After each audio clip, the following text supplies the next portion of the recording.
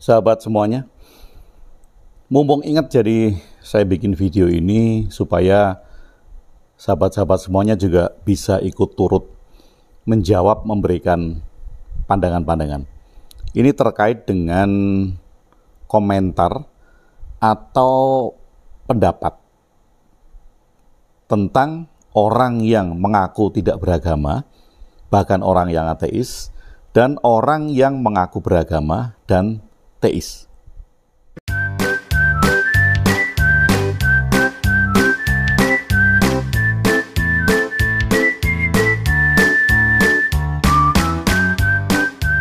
Baik, awal mulanya begini. Saya memperhatikan beberapa grup dan beberapa video. Jadi grup ini ada yang grup agama, grup Facebook, grup WhatsApp gitu. Jadi grup itu memang membahas tentang agama, baik itu tentang agama Islam, agama Kristen, Katolik, agama Hindu, agama Buddha gitu. Dan mereka bagus. Di dalam pembahasannya mereka konsen dan mereka detail untuk mengungkapkan ayat-ayat, dalil-dalil di dalam agama itu. Dan interaksinya bagus. Nah, kemudian ada juga grup yang non-teis. Mereka tidak secara terus terang mengatakan bahwa itu grup ateis, tidak. Tetapi mereka juga konsisten membahas hal-hal yang logis. Tidak dikaitkan dengan agama, tetapi dikaitkan dengan perilaku sehari-hari, dikaitkan dengan pembahasan dunia, alam semesta, yang tidak dikaitkan dengan teologi atau salah satu keyakinan agama manapun juga.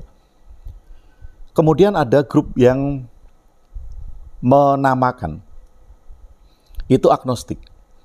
Agnostik ini karena dia tidak mempercayai agama, tetapi masih mempercayai adanya Tuhan. Dan itu juga bagus karena pembahasan mereka adalah pembahasan tentang agama yang dianggap sebagai sesuatu monopoli atau legitimasi politik atas kekuasaan tertentu. Jadi mereka tidak memakai agama. Mereka memakai ajaran-ajaran moral, budi pekerti, kemudian aturan-aturan yang memberlakukan atau mengatur tingkah laku sehari-hari. Tetapi bukan agama. Tapi mereka masih mempercayai tentang Tuhan. Nah, masing-masing grup ini bagi saya itu ada yang menarik saya cermati. Facebook juga ya. Facebook itu saya melihat beberapa posting, baik posting saya sendiri, postingnya teman-teman, itu ketika memposting tentang, teman saya memposting tentang agama, memposting tentang satu gambar yang kemudian itu mewakili salah satu ibadah agama. Tolong aminkan, semoga Anda juga bisa berada di tempat ini. Gitu. Jadi kemudian banyak kepengennya amin, amin, amin, amin, amin. Dan bagus. Tidak ada orang yang memperdebatkan itu. Nah, menariknya di sini. Di grup-grup agama itu, agama apapun juga, di grup-grup agama itu, mereka berinteraksi kadangkala mempertanyakan aliran atau mazhab, karena lain mazhab atau lain aliran atau kemudian aturannya juga akan menjadi lain.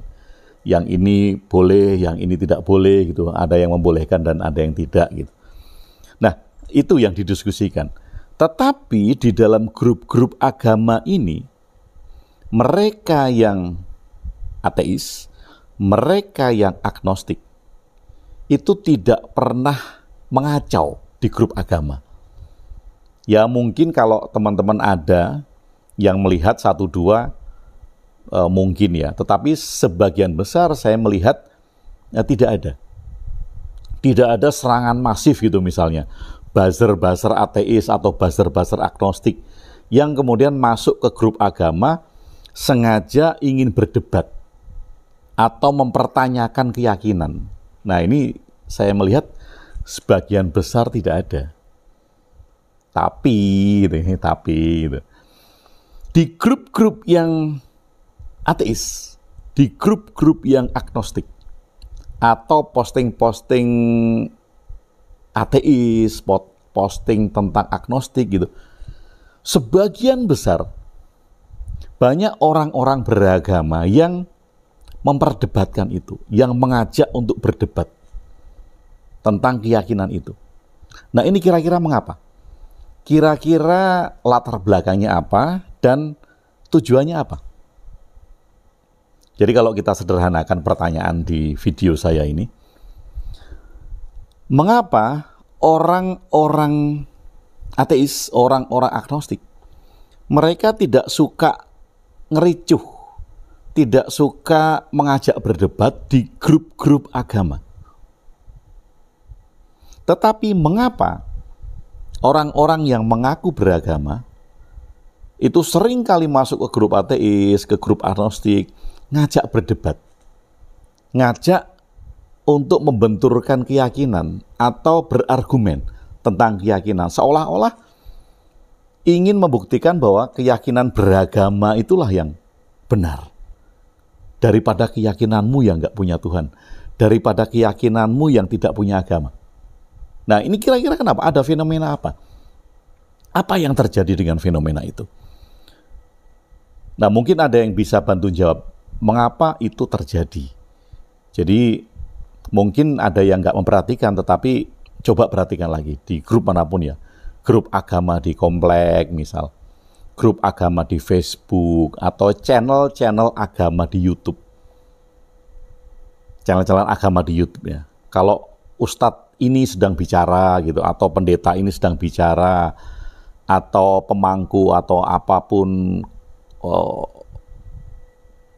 ketua atau pimpinan dari ritual agama yang berbicara gitu misalnya. Jarang sekali, atau bahkan saya nggak menemukan ya, kalau ada yang menemukan ya mungkin 1-2 sekali lagi.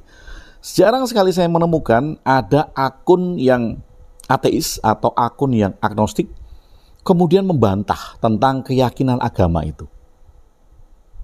Saya belum pernah menemukan ada akun ateis, akun agnostik yang masuk di grup agama atau di channel YouTube agama kemudian membantah tentang keyakinan itu. Saya belum menemukan. Tetapi yang banyak adalah ketika ada orang yang memposting misalnya, Tuhan tidak ada, inilah tentang ketiadaan Tuhan misal. Atau channel-channel yang dianggap ateis, channel-channel yang dianggap agnostik, grup-grup juga, itu banyak sekali orang-orang yang beragama masuk membawa argumentasi agamanya, membawa argumentasi tentang Tuhannya, kemudian mencoba untuk menjelaskan itu, bahkan kemudian membawa ayat-ayatnya. Nah, ini kira-kira mengapa? Atau karena ada pepatah bahwa sampaikanlah walaupun hanya satu ayat tentang kebenaran. Jadi akan masuk ke grup manapun, kalau kemarin teman saya bilang, ya saya menyampaikan aja, siapa tahu dia sadar lewat saya. Nggak didengar juga silakan, tetapi yang terpenting katanya, ketika saya melihat bahwa ada satu kesalahan, saya harus bicara. Nah, apakah alasannya itu? Atau ada alasan lain? Atau mungkin Anda tahu, mungkin Anda paham alasannya kenapa gitu ketika hal itu terjadi. Nah, mungkin yang nggak ngeh, coba silahkan lihat di channel-channel agama, itu jarang sekali orang yang ateis dan agnostik masuk kemudian membantah. Kemudian Anda lihat lagi di channel-channel yang dianggap ateis, dianggap agnostik, itu kemudian orang-orang beragama mencoba masuk, membantah, dan memberikan argumentasinya. Mengapa ada perbedaan itu? Nah, saya tunggu pendapat Anda, komentar Anda tentang fenomena ini.